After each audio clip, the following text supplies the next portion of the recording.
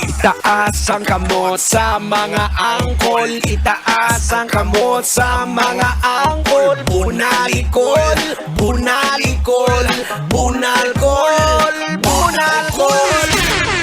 I feel good.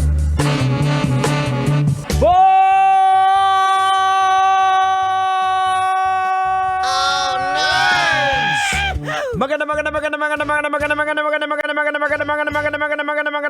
hapon! Next show and Mega Manila at welcome na naman po dito sa programang EDSA. That's right mga kabisyo, on a beautiful Friday afternoon. It is now 32 minutes after 5 o'clock. At muli po, samahan niyo po kami straight up until 9 o'clock in the evening. 4 na oras pong biyahe. 4 na oras ng balitaktakan. 4 na oras ng tugtugang malulupit. 4 na oras na kulitan. Siyempre, kasama at kasakasalo po ninyo ang Tropang EDSA.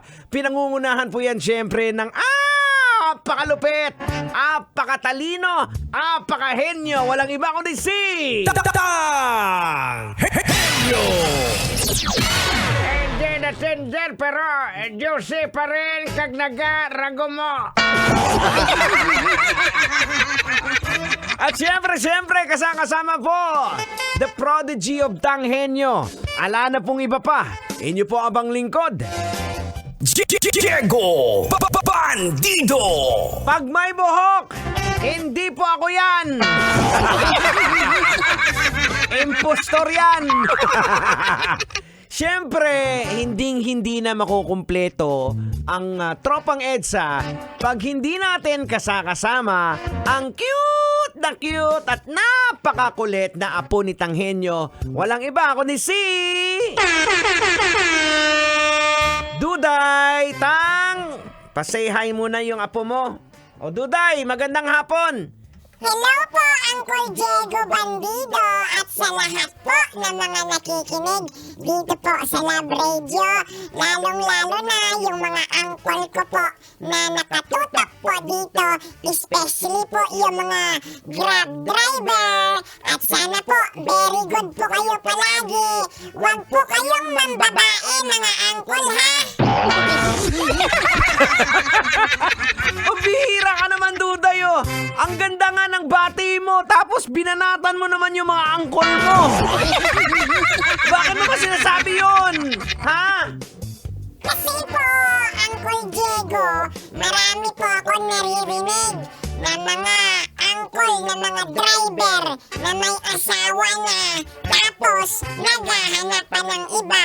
Ayoko po ng ganun kasi nalulungkot po ako dahil lahat-lahat po kayo, love ko po kayong lahat.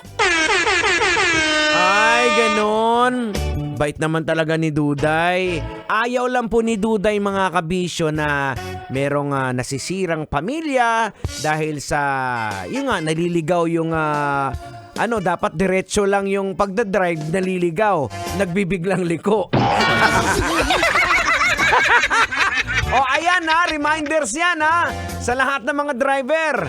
Bawal ang biglang liko, malulungkot si Duday. Mga kabisyo, ngayon po ay Biyernes na. Sigurado ang traffic kaya huwag ka mag-alala manong driver. Sagot na namin ng music, sagot na namin ng tugtugan at mga pag-uusapan, mga bagay-bagay na lologican natin mamaya. Pero hayaan niyo po munang imbitahan ko po kayo bukas po dahil Sabado na naman. So I'd like to invite everybody na samahan po muli ako sa ating Love Radio Top 10 Countdown. Ayan, alas 11 po hanggang alauna ng hapon pero magwa-warm up na po tayo ng alas 10 hanggang alas 2. Okay, syempre isa sa mga makakasama po natin dyan ay ang P-Pop. Ayan Pinoy Pop na kinahuhumalingan ng lahat ng mga kabataan. Walang iba kundi ang first one. Kaya imbitado po kayong lahat. Pwede po kayong pumunta dito sa station. Pwede po kayong bumisita dito. Yes, sa mga nagtatanong, pwede ba kaming manood dyan? Pwede po. Bukas po ang aming himpilan. Basta, ang sabi lang ni Duday, ano Duday ang sinasabi mo sa mga gustong pupunta dito? May message ka? Basta po, pag pumunta po kayo dito, dapat may dala po kayong donut. naman, oh.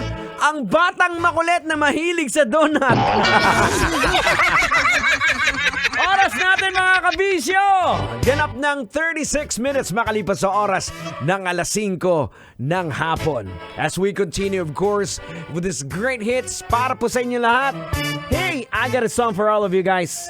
This one's coming from the group they called themselves the Smash Mouth. Let's go! Somebody once told me the world Sasakyan si